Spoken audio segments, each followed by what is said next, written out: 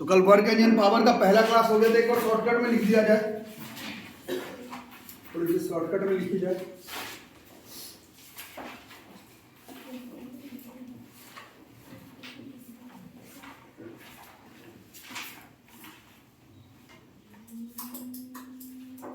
क्या क्या कल देखे, work is said to be done when force produces motion. ऐसा नहीं कि बस फोर्स और सिर्फ मोशन है तब नहीं होगा, उसी फोर्स के वजह से ही मोशन होना चाहिए। फोर्स लगाएंगे और इस फोर्स के वजह से ही मोशन होना चाहिए, तभी माना जाएगा कि वर्क डन हुआ है। ठीक है, ये जो केस बोर्ड पर बनाया हुआ है ये एक्चुअली में वर्क डन का नहीं, ये सीधा सीधी मैक्सिमम वर्क डन का केस है। और फॉर्मूला हम लोग पढ़े थे, ये मैक्सिमम वर्क डन है, this is force into displacement. ठीक है, बाकी स्केलर क्वांटिटी है, CGS unit, SI unit, unit dimension सब लिखवाया गया था ना, ये कर लिए थे। और बाकी दो केस और जाने थे। दूसरा वाला केस था कि अगर यहाँ पर है गधा,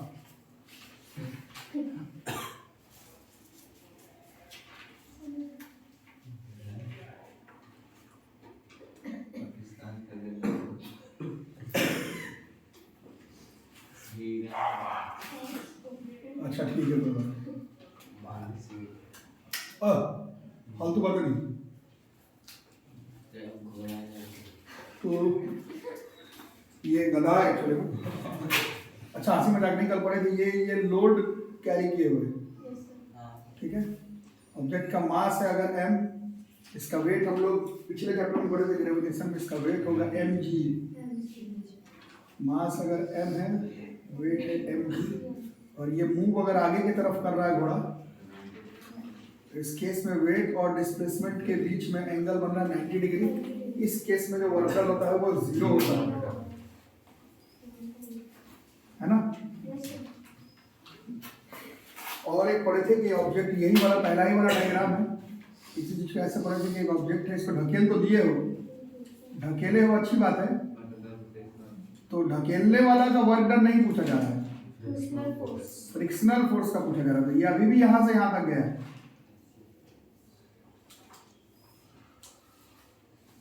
अभी भी यहां से यहां तक गया है, ए से बी पे, डिस्प्लेसमेंट अभी भी एस है।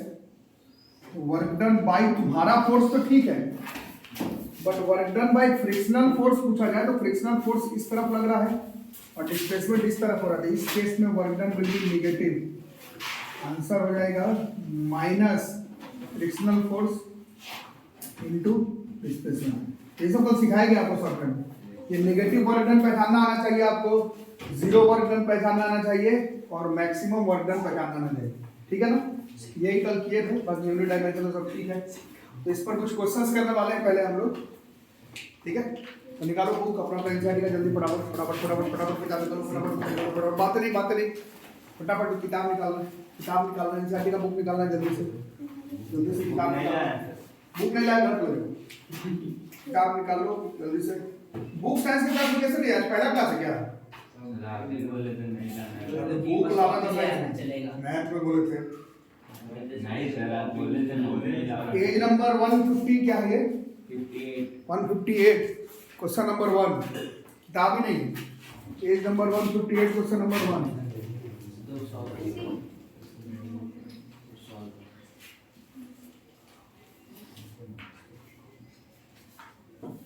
जो लोग किताब नहीं लाए हैं सुन करके बताने का ट्राई करना। बाकी page number 158 question number 1 NCERT में, इसमें पढ़ो क्या निकालना है। इसमें कुछ केसेस दिया हुआ है और उस केस में बताना है कि वर्क डन किस केस में होगा, किस केस में नहीं होगा, ठीक है। ये ऐसे शॉर्टकट में लिख देता, in which of the case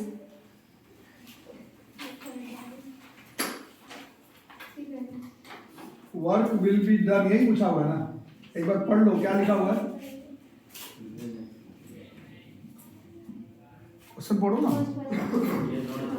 Look at the activities given below, reason whether work is done या फिर नहीं हो रहा, दोनों चीजों के बारे में बताना, वर्क हो रहा है या फिर नहीं हो रहा है, ठीक है।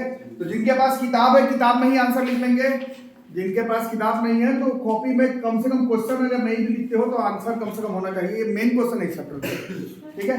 तो पहला सवाल शायद पूछ रहा है इसमें, एक नाम सुमा नाम की लड़की है, वो पूल में स्विम कर रही है लगता है, यही है ना। तो कल हम लोग क्लास में पढ़े थे वर्क डन होने का क्राइटेरिया क्या क्या होता है, फोर्स लगाओ और उसके वजह से डिस्प्लेसमेंट होना चाहिए, फोर्स के वजह से। तो स्विम करते समय फोर्स लगाएगी लड़की और डिस्प्लेसमेंट उसका होगा आगे की तरफ या पीछे की तरफ जैसे भी हो। तो उस केस में अगर कुछ नहीं भी दिया हुआ रहे तो इस केस में वर्क डन हुआ या फिर नहीं हुआ, है ना। तो यस होगा, यही सब पूछा जाएगा एग्जाम। दूसरा क्वेश्चन में क्या पूछा, बोलो। डंकी वाला यहाँ पे डायग्राम बना हुआ, donkey is carrying, donkey is carrying a load on its back, ठीक है। ये यहाँ पर बनाया हुआ है, फोर्स और डिस्प्लेसमेंट के बीच में एंगल अगर 90 डिग्री का बन जाए तो एक्चुअल में तो काम कर रहा है, बट ऐसे कैलकुलेशन करने जाएंगे तो नहीं निकल पाएगा, तो आंसर नो लिखना पड़ेगा। एक्चुअल दुनिया में तो जरूर वो काम कर ही रहा है ना, लगेज लेकर के जा रहा है, काम तो कर रहा है। फिजिक्स के हिसाब से कल हम लोग पढ़े, जब जब फोर्स और डिस्प्लेसमेंट के बीच में एंगल बनेगा 90 डिग्री, वर्क डन का आंसर सीधा हम लोग नो लिखेंगे। अगला सवाल, green plant is carrying out photosynthesis. ठीक है, green plant is carrying photosynthesis, is doing photosynthesis. Yes.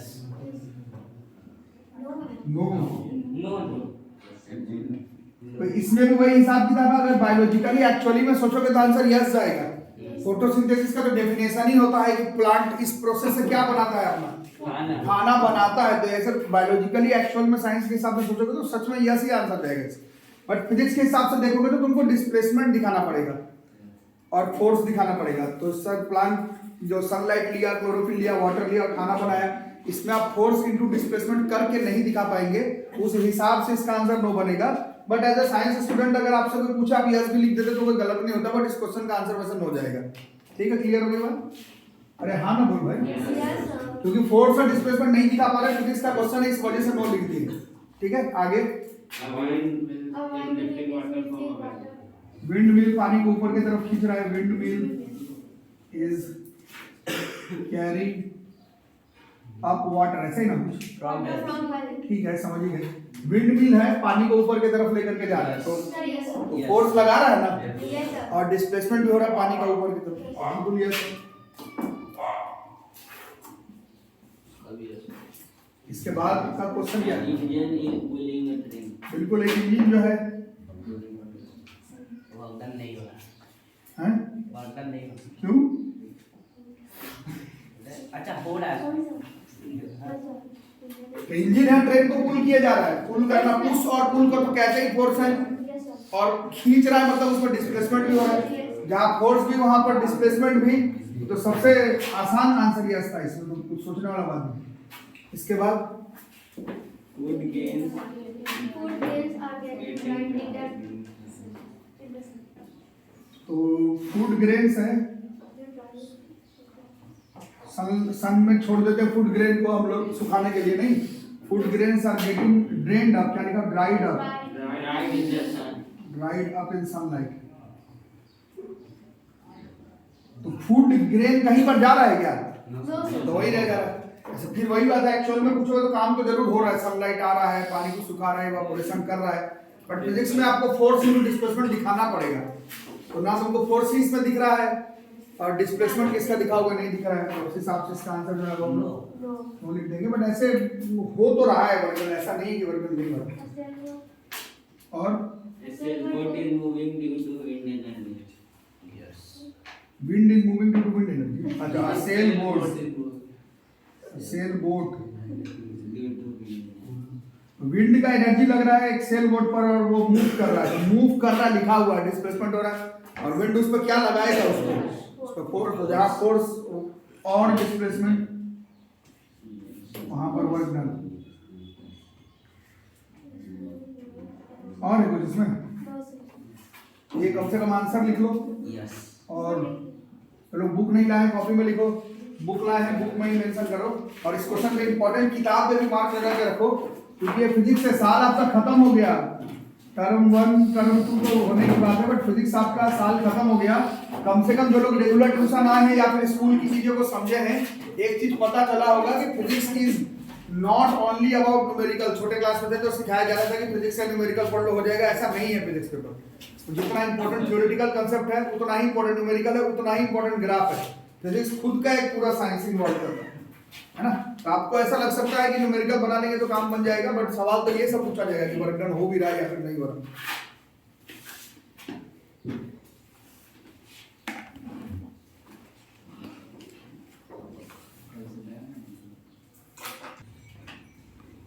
चलो नेक्स्ट क्वेश्चन देखो, एकदम लास्ट क्वेश्चन निकालो एनसीईआरटी का, लास्ट नहीं है शायद, और बुक लाए नहीं तुम लोग। क्वेश्चन नंबर है ये कॉपी में 18 नंबर। डायग्राम बनाना है केवल, जो लोग बुक नहीं लाए ना, क्वेश्चन बना रहा हूँ। क्वेश्चन लिखने की जरूरत नहीं है, क्वेश्चन लिखने की जरूरत नहीं है, बस मेरे को पहले बताओ, पहले बताओ फिर कॉपी में लिखना। पहले आंसर पहले कंफर्म करो, पहले बच्चों आंसर कंफर्म करो, पहले आंसर कंफर्म करो, उसके बाद बातें करो। पहले आंसर कंफर्म करो। पेज नंबर 159 है ना वो, क्वेश्चन नंबर 18। क्वेश्चन लिखने का जरूरत नहीं है, डायग्राम बनाएंगे। 3 डायग्राम इसमें शायद दिया हुआ है। ऑब्जेक्ट एक केस में ऐसे है,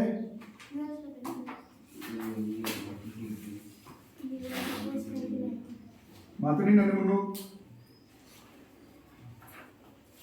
पहले केस में फोर्स किस तरफ लगा है? पहले में फोर्स परपेंडिकुलर और डिस्प्लेसमेंट ऐसा है। देखो इसमें फोर्स ऐसा, डिस्प्लेसमेंट ऐसा। लिखना भी बंद करके पहले डिस्कशन करोगे, उसके बाद बताओगे। दूसरे केस में दोनों सेम डायरेक्शन। ये न्यूमेरिकल्स तो होंगे ही, पहले आप लोग चैप्टर को समझिए तो सही। हाँ, इसमें फोर्स भी ऐसे लगा रहे हैं और डिस्प्लेसमेंट भी ऐसे ही होगा, है ना। और तीसरे वाले केस में जरूर फ्रिक्शन की बातें हैं। इसमें फोर्स ऐसे, डिस्प्लेसमेंट ऐसे, ठीक है। तो इंग्लिश मीडियम को आप लोग क्वेश्चन को देखो, पूरा क्वेश्चन लिखना नहीं, सिर्फ डायग्राम बनाना है। कॉपी में पूछ रहा है क्या, किसमें क्या क्या होगा पूछ रहा है। Yes sir. किसमें निगेटिव है, पॉजिटिव है, किसमें जीरो है, ये बताना, बस इतना ही बताना। यही सब आता है स्कूल एग्जाम में। पहले वाले केस में वर्क डन कितना हो जाएगा? कारण क्योंकि यहाँ पर एंगल बना 90 डिग्री का। This is example of zero work done. इसमें जहां फोर्स वही डिस्प्लेसमेंट।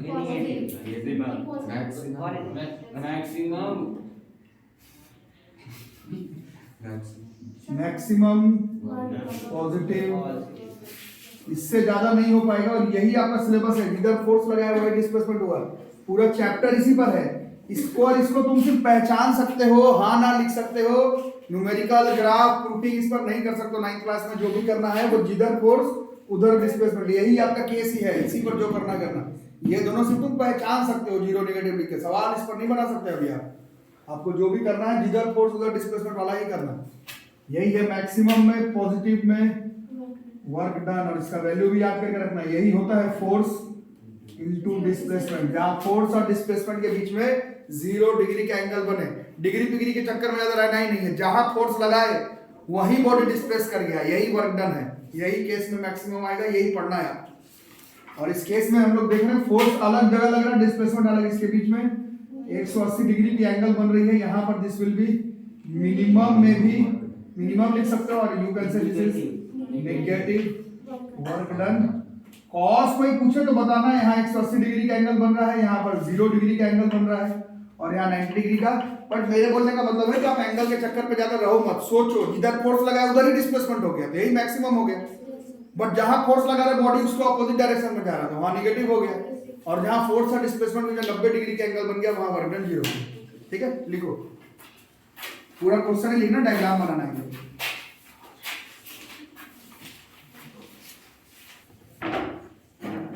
अगला क्वेश्चन पता होता तो आज ही देता है।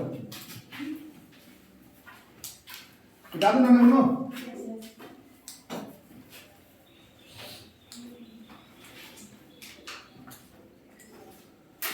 क्वेश्चंस तो आसान आसान है, क्वेश्चन आप लोग कर सकते हैं। पेज 148 का है,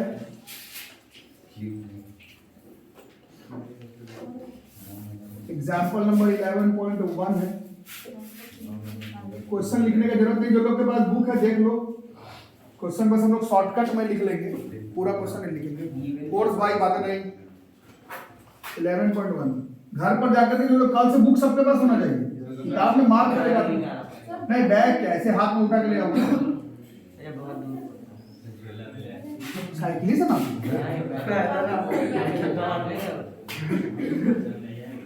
पानी क्या होगा?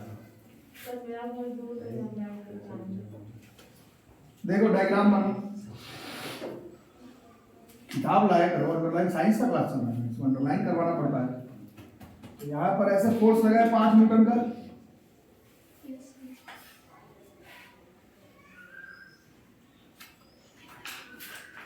और ये यहाँ चला गया।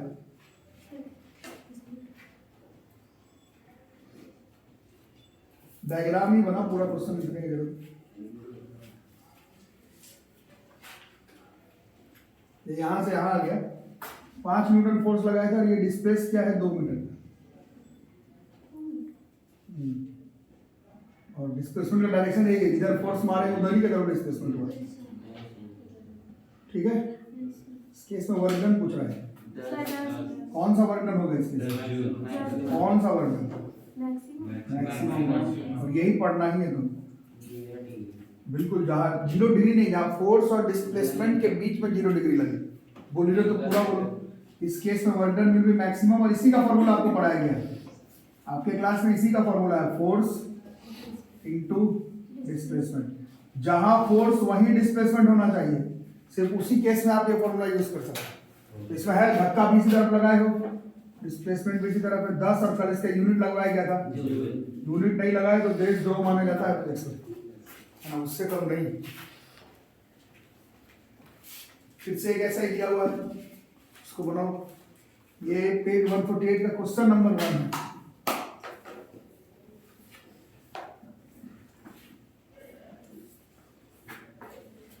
इसमें भी ऐसा ही ऑब्जेक्ट ही है, यही डायग्राम है। इस पे फोर्स लगाया है 7 न्यूटन का, और डिस्प्लेसमेंट है 8 न्यूटन। 56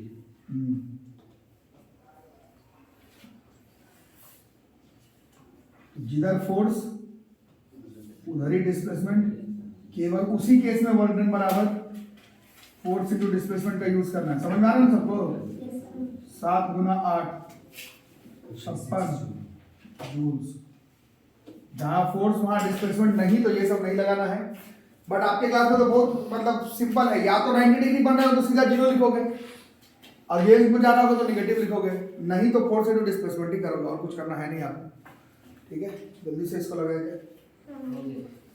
हमारा बेटी नहीं, अगला वाला क्वेश्चन थोड़ा सा हम लोग लिख के करेंगे, ये तो डायरेक्ट डायग्राम वाला था तो हो गया, मिटा देते हैं इसको। सबका हो गया ना नमूना?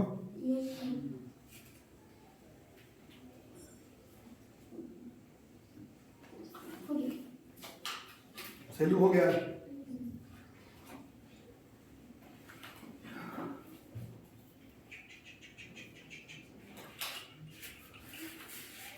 अब हो गया।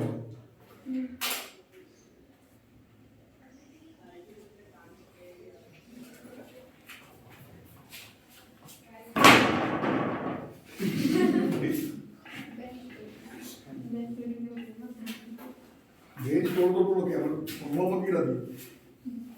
चलो अगला वाला फिर इम्पोर्टेंट है, सब इम्पोर्टेंट है। देख साइंस आप 9, 10, 11, 12 का जो चीज है सब इम्पोर्टेंट। इसमें कहता है कि एक क्वार्टर है, नहीं एग्जाम्पल 11.2 है, ट्यूशन का क्वेश्चन 3 है। एग्जाम्पल 11.2 मेंशन कर लो, एनसीईआरटी का ही है। ठीक है, क्वेश्चन है Potter lifts a luggage of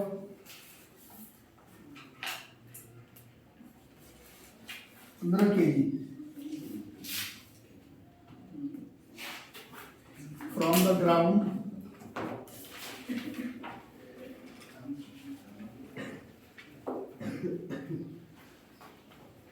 बलचर भाई तुम एचसी वन लाए हो क्या? बलचर एचसी वन लाए हो? लाए हो? अरे जियो में puts it on his head 1.5 meters above the ground. माता नेम स्पेलर बॉइल करके तुमको साग में डाल दिया। कैलकुलेट द वर्क डन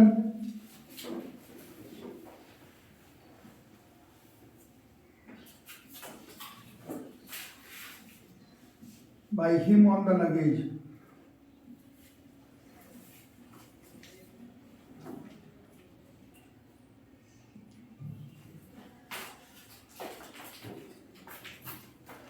ठीक है, ये देखो मैं बनाता थोड़ा डायग्राम आप लोग भी बनाएंगे, क्योंकि ये सब 9 से ही गलत सीखते हैं, फिर जीवन भर गलत ही लगाते रहते हैं। जब क्वेश्चन का भी आसान सा है, but what we need is diagram बनाएंगे और उसको सेट करेंगे। बात नहीं,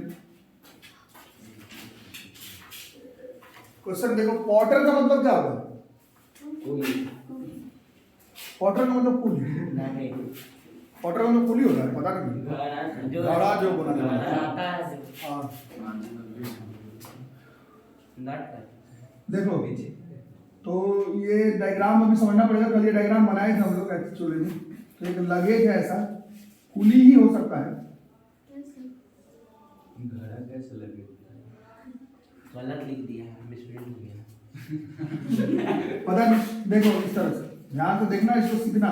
ये 9th में पहली बार गलत सीखते हैं, फिर लाइफ भर इसको हम लोग गलत ही बनाते रहते हैं। तो ये पॉटर है, पॉटर लिखा हुआ है, पुली कंसीडर किया जाएगा।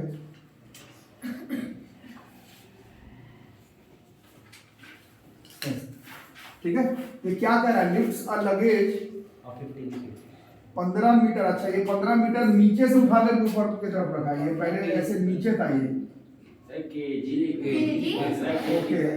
1.5 मीटर अबव द ग्राउंड। ये लगेज यहाँ से उठा करके यहाँ पर रखा है। ठीक है, ये कितना मीटर ऊपर रखा है? 1.5 मीटर। और ऑब्जेक्ट का मास दिया हुआ है, थोड़ा डिफिकल्ट क्वेश्चन है। इसका मास कितना दिया हुआ है? 15 kg। मतलब क्वेश्चन समझ आ रहा है? जमीन पर रखा हुआ था कोई लगेज, उसको ऐसे उठाया और अपने सर पर रखा। इसमें वर्क डन कितना हुआ ये पूछा जा रहा है। ये सब फिजिक्स का मेजर क्वेश्चन माना जाता है, वर्क एंड पावर। क्वेश्चन समझ आ रहा है? तो लिखते रहने पर नहीं बात होगा। तुम ऐसे सोचो, ऐसे नीचे कोई चीज रखा हुआ, उसको नीचे से ऐसे उठा करके सर पर रखे हो, तो वर्क डन किए ना। यही तो चैप्टर का नाम है। ठीक है, चैप्टर का नाम पर फोकस करना। तो अब थोड़ा सोचना पड़ेगा, थोड़ा डिफिकल्ट क्वेश्चन है। तो ऐसे लगेज है, इसका वेट किस तरफ लग रहा है? और वेट का फॉर्मूला होता है mg। ये हो गया 15 इंटू जी मान लेते हैं 10, मतलब 150 न्यूटन। ये समझ में आ जाएगा ना? वेट इसका 150 न्यूटन है। वेट इसका टू mg। तो वेट है ऐसे 150 न्यूटन का, और इसको ऊपर कितना मीटर लेकर के जाना है? यहाँ से यहाँ तक पहुँचाना है इसको। 1.5 मीटर ऊपर पहुँचाना है इसको। तो ये सब डिफिकल्ट क्वेश्चन है। ठीक है, कैसे होगा?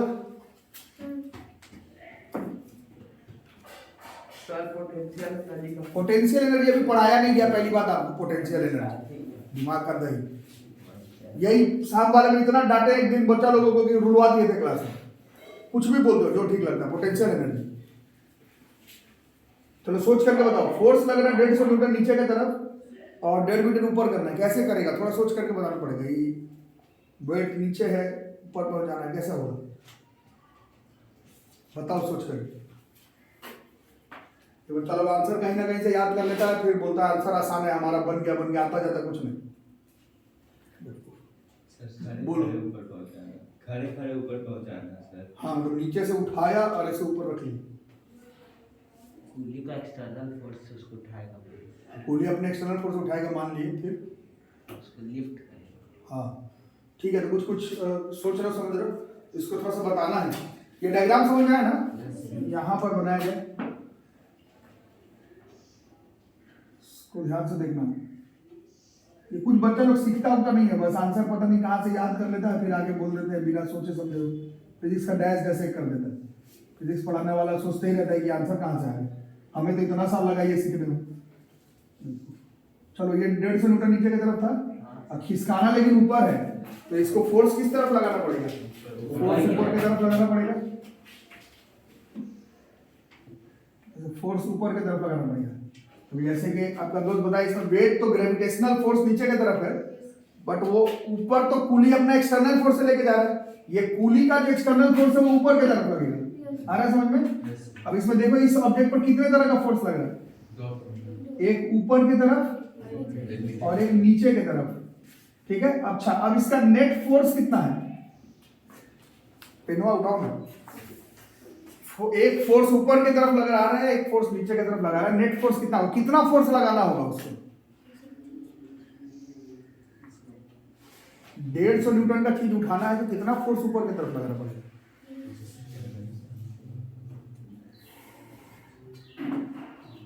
अरे बाबा 150 न्यूटन से कोई चीज नीचे जा रहा है, उसको ऊपर उठाना है तो कितना फोर्स ऊपर की तरफ लगाना पड़ेगा? थोड़ा ज्यादा, फिजिक्स में थोड़ा ज्यादा को नहीं कंसीडर किया जाता, 150 न्यूटन ही होगा।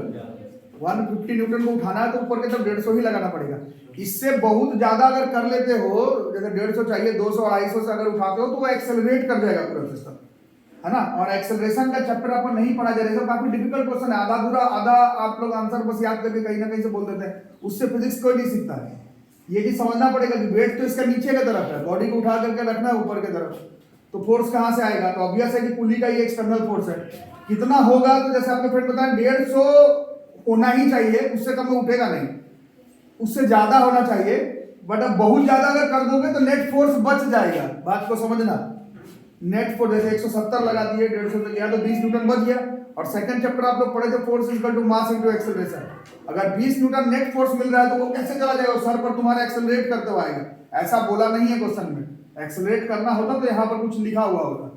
इसमें आपको उस कूली को उतना ही फोर्स लगाना है जितना कि इसका वेट, मतलब ये फोर्स एक्चुअली में 150 न्यूटन का ही उसको लगाना पड़ेगा। ये समझ आ रहा है ना? क्योंकि 150 न्यूटन का वेट उस लगेज को नीचे की तरफ भार लगाया हुआ है, तुम उसको उठा रहे हो, तो फिजिक्स कहता है कि 150 न्यूटन का फोर्स तो लगाना ही पड़ेगा।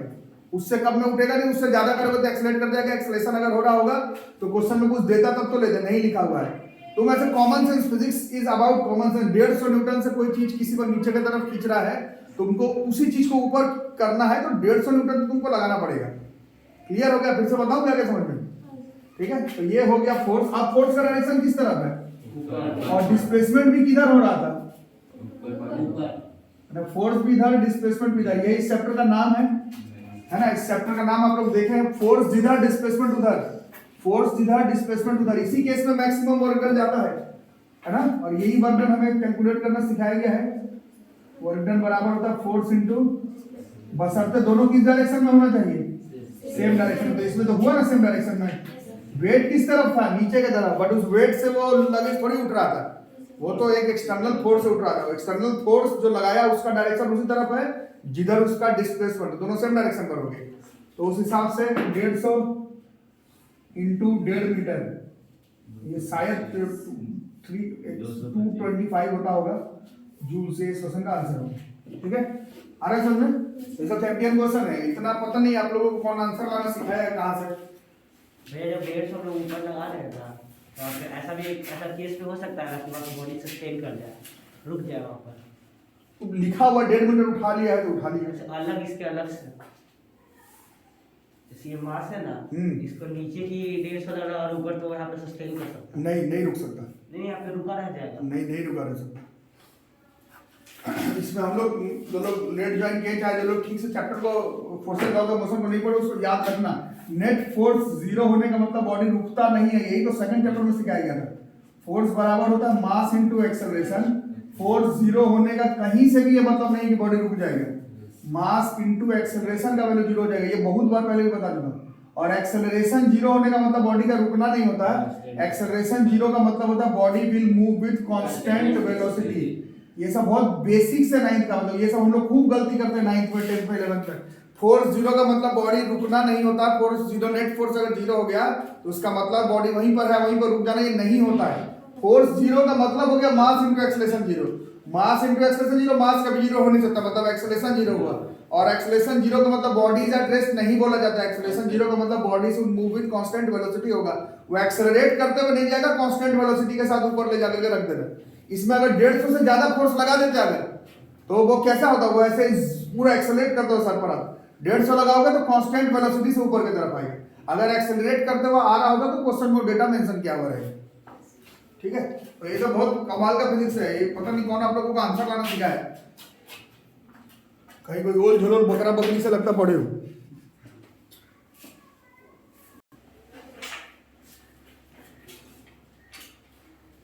ठीक है, देखो तो पहले केस में यहाँ पर आप लोग देखे पिन के डायग्राम में बनाया हुआ, यहाँ पर थीटा का वैल्यू कितना, फोर्स और डिस्प्लेसमेंट के बीच में 0 डिग्री का है। तो इसमें मैक्सिमम वर्क डन होता है, उसमें ये फॉर्मूला लगता है। ठीक है, जहाँ वेट और मतलब फोर्स और डिस्प्लेसमेंट के बीच में 90 डिग्री, यहाँ पर वर्क डन सीधा 0 हो जाता है। और जहाँ फोर्स उसके ऑपोजिट डायरेक्शन में डिस्प्लेसमेंट, वहाँ पर वर्क डन का वैल्यू जो होता है वो निगेटिव हो जाता है। ये सब हम लोग याद करिए। अब कल का क्लास, कल ही क्लास शुरू हुआ ना, कल एक वो काट गाड़ी वाला जो डायग्राम बनाए थे हम लोग, है ना।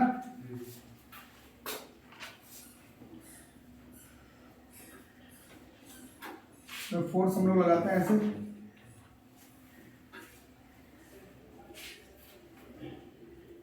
और इसको कैसे डिस्प्लेस करवाते हैं इसको इस केस में ये ऐसे इधर की तरफ जाता रहता है, जाएगा ना, और ये इधर चला जाएगा। बच्चा खींच रहा है। हाँ, बच्चा इसको इधर से खींच रहा है, तो फोर्स इस तरफ है। ठीक है, तो अब देखो इसमें ये तीनों केस तो समझ गए आप लोग। इस केस में भी डिस्प्लेसमेंट हो रहा है। ठीक है, और लेकिन और वर्क भी हो रहा है, क्योंकि फोर्स कॉजेज मोशन, तो फोर्स की वजह से ही मोशन हो रहा है ना, जादू से तो हो नहीं रहा। बट ये देख रहे हैं कि इस केस में फोर्स और डिस्प्लेसमेंट के बीच में अगर आप ध्यान से देखेंगे तो यहाँ पर एक एंगल दिख रहा है विजिबल आपको। ठीक है, दिस एंगल इज थीटा। जैसे इस केस में वो एंगल का वैल्यू कितना था, 0 डिग्री था। इस केस में 90 डिग्री था। इस केस में 180 डिग्री था इस एंगल का value. Angle between force and displacement, आपने से कोई भी एंगल नहीं, फोर्स और डिस्प्लेसमेंट के बीच में एंगल 0 डिग्री, फोर्स और एंगल डिस्प्लेसमेंट के बीच में एंगल 90 डिग्री, फोर्स और डिस्प्लेसमेंट के बीच में एंगल 180 डिग्री। इस केस में फोर्स और डिस्प्लेसमेंट के बीच में एंगल जो है वो थीटा डिग्री। अच्छा है समझे, जैसे अलजेब्रा में अननोन को क्या लेते हो, एक्स वाई जेड ये सब लिया जाता है ना। जब एंगल अननोन है यहाँ पर थीटा अल्फा बीटा गामा ये सब लिया जाता है। तो अब इसके आगे का कहानी पढ़ने के लिए हमें 10th क्लास का ट्रिग्नोमेट्री पढ़ना पड़ेगा, जो कि ऑब्वियस है कि एक आध क्वेश्चन बनाने के लिए आपको पूरा 10th का ट्रिग्नोमेट्री तो नहीं पढ़ा दिया जाएगा, क्योंकि इसके बाद इस एंगल का ज्योमेट्री, और एंगल का ज्योमेट्री को ट्रिग्नोमेट्री बोला जाता है। 10th क्लास का मैथ्स का टॉपिक है। एक दो सवाल बनाने के लिए पूरा ट्रिग्नोमेट्री तो आपको नहीं सिखाया जाएगा अभी फिलहाल के लिए। फिलहाल के लिए आप ये जानेंगे कि जब जब फोर्स और डिस्प्लेसमेंट के बीच में एंगल थीटा डिग्री का बने तो वहां पर वर्क डन जो है वो फोर्स इंटू डिस्प्लेसमेंट से तो नहीं आ पाएगा, क्योंकि फोर्स इधर लग रहा है और डिस्प्लेसमेंट इधर। तो इस केस में वर्क डन का वैल्यू जो आएगा वो फोर्स इंटू डिस्प्लेसमेंट के साथ साथ कॉस थीटा निकालने से आएगा। तो अभी आपको कॉस थीटा पता नहीं है और चलेगा, नहीं पता कोई दिक्कत नहीं है, 10th के ट्रिग्नोमेट्री में पढ़ना क्या होता है। अभी फिलहाल के लिए बस ये जान लेना कि जब फोर्स और डिस्प्लेसमेंट के बीच में एंगल बन रहा हो कुछ भी, तो वहां पर लगाएंगे F S into cos theta. याद रहेगा सबको, है ना। अभी जस्ट अब कंस्ट्रक्शन एक चैप्टर पढ़ेंगे कुछ दिन पहले, कल परसों ही, उसमें आपको सिखाया गया था, आप लोग एंगल बना रहे थे कंपास से, तो सारे एंगल बना रहे थे क्या, 15 30 45 मैंने 15 का मल्टीपल। तो ट्रिग्नोमेट्री में भी बोला यही जाता है एटलीस्ट 9th-10th क्लास में कुछ ही एंगल का कॉस थीटा का वैल्यू आपको याद करके चलना है, दुनिया भर का सारा एंगल का नहीं, ठीक है। तो कुछ एंगल का कॉस थीटा हम लोग याद करेंगे। अभी क्या होता है नहीं होता है ऐसे तुम रहने दो, 10th ट्रिग्नोमेट्री में पढ़ना। अभी बस जानना है कि कॉस ये एंगल जब 0 डिग्री बनता है तो इसकी वैल्यू होती है 1।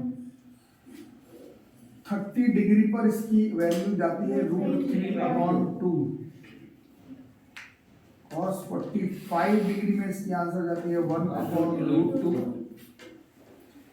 cos 60 डिग्री में इसकी वैल्यू जाती है 1/2। cos 90 डिग्री पर इसकी वैल्यू हो जाती है 0 और cos 180 डिग्री पर इसकी आंसर आती है -1। ये 10th 9th में आपको याद करना है, 9th में बस याद करना, 10th में पढ़ना है। ठीक है, समझ आ रहा है क्या? इसमें देखो पहले वाले केस में, इस केस में लगाते हैं अगर, तो वर्क डन बराबर एफ होता, एस होता, दोनों के बीच में कितने का एंगल बन रहा था यहाँ पे? 0. और ध्यान से देखोगे तो cos 0 का वैल्यू देखो कितना है, ये खुद ही आंसर इसका फोर्स इनटू डिस्प्लेसमेंट हो गया, जिस पर आप अभी न्यूमेरिकल बना रहे थे। आ रहा है समझ में? इस केस में देखो, इस केस में वर्क डन बराबर हो जाता है एफ एस cos 90, cos 90 का भी देखो 0 है, तो ये खुद ही f इंटू एस इंटू 0 होने की वजह से टोटल वर्क डन कितना हो जाता है? 0 हो जा रहा है समझ में? और इस केस में अगर आप देखेंगे तो f है, s है, और दोनों के बीच में 180 डिग्री का वैल्यू लग रहा है, इसका वैल्यू -1 होने की वजह से इसका आंसर जो है वो -fs हो गया। समझ में? तो बोलने का मतलब है कि ये फॉर्मूला चाहो तुम या ना चाहो, ये एक्चुअली में लगा हुआ है। ये अलग बात है कि न्यूमेरिकल बनाते समय हम लोग चाहे कॉन्सेप्ट समझने के लिए इसी का काम करते हैं, इसका और इसका, बट हर बार फोर्स और डिस्प्लेसमेंट के बीच में 0 डिग्री ही बनेगा, 90 डिग्री बनेगा या 180 डिग्री बनेगा, ऐसा थोड़ी है। जैसे ये गाड़ी जब बचपन में हम लोग खेलते थे तो यहाँ पर फोर्स और डिस्प्लेसमेंट के बीच में ना 0 बनता था, ना 90 ना 180, हाँ कुछ वैल्यू आता था 30 45 60। वर्क तो उस केस में भी हो रहा है ना, क्योंकि तुमने फोर्स लगाया है, उसी की वजह से वो गाड़ी आगे जा रहा है, तो वो ना एफएस से निकलेगा, ना एफएस, ना इसका आंसर 0 होगा, ना इसका आंसर -fs होगा। उसका आंसर कितना हो जाएगा? फोर्स इनटू डिस्प्लेसमेंट इनटू यहाँ पर जो एंगल दिया हुआ है उसका कॉस एंगल लगाएंगे और वर्क डन का वैल्यू आ जाएगा। समझ आ रहा है? जैसे कि ऐसे अभी अपने से बताना, मान लो यहाँ फोर्स लगा रहे हैं 10 न्यूटन का, ऐसे ही मान लेते हैं, ठीक है, और डिस्प्लेसमेंट इस तरफ हो रहा है 3 मीटर का, मान लो यहाँ से यहाँ तक, या 4 मीटर का, कुछ आ रहा है समझ में क्या? और मान लेते हैं कि दोनों के बीच में 60 डिग्री का एंगल बन रहा है, ऐसे ही मान लेते हैं, ठीक है, ऐसे समझने के लिए। तो वर्क तो होगा ना इस केस में, क्योंकि तुमने फोर्स लगाया, उस फोर्स की वजह से ही डिस्प्लेसमेंट हो रहा है, बट वो मैक्सिमम होगा क्या? मैक्सिमम नहीं होगा। क्यों? क्योंकि फोर्स और डिस्प्लेसमेंट के बीच में एंगल बन रहा है, और वो ना 0 है, ना 90 है, ना 180 है, कितना डिग्री है? 60। तो इस केस में जब तुमसे पूछा जाएगा वर्क डन निकालने, तो ना तुम इसका आंसर मैक्सिमम वर्क डन लिखोगे, ना 0 ना नेगेटिव, ये सॉल्व करके निकालना पड़ेगा। एफ एस के साथ cos 60 का वैल्यू लगाना पड़ेगा, f के जगह पर है 10, s के जगह पर है 4, और cos 60 का वैल्यू याद करना पड़ेगा आपको। तो ऐसे केस में इसका आंसर 20 जूल हो जाएगा। कितना तुम्हें सीखना है, बोलो कोई दिक्कत? आज के बाद वर्क में कोई प्रॉब्लम होगा आपको? क्या क्या पढ़े वर्क के बारे में? फोर्स कॉज और डिस्प्लेसमेंट होना चाहिए, बट ऐसा मैं एक बार भी नहीं बोल रहा कि एंगल हमेशा 0 होना चाहिए, कॉज वही फोर्स होना चाहिए, किसी एक फोर्स की वजह से डिस्प्लेसमेंट होना चाहिए। अगर 0 जिधर फोर्स उधर डिस्प्लेसमेंट तो मैक्सिमम वर्क डन, जहां फोर्स उधर डिस्प्लेसमेंट के बीच में 90 डिग्री तो सीधा 0 वर्क डन, जहां फोर्स उसके ऑपोजिट डायरेक्शन में डिस्प्लेसमेंट तो सीधा नेगेटिव वर्क डन। और फोर्स और डिस्प्लेसमेंट के बीच में अगर कोई एंगल बन रहा हो 30 45 60 इस तरह का, तो वहां पर आप एफ एस कॉस डैश का वैल्यू लगा लेंगे और आपका वर्क डन का वैल्यू आ जाएगा। ठीक है, तो ये हो गया पहला टॉपिक खत्म हो गया। बाकी cos थीटा क्या है नहीं है ये 10th ट्रिग्नोमेट्री में, छोटा सा चीज समझने के लिए पूरा ट्री को थोड़ी पढ़ा दिया जाएगा आपको 11th का 10th का।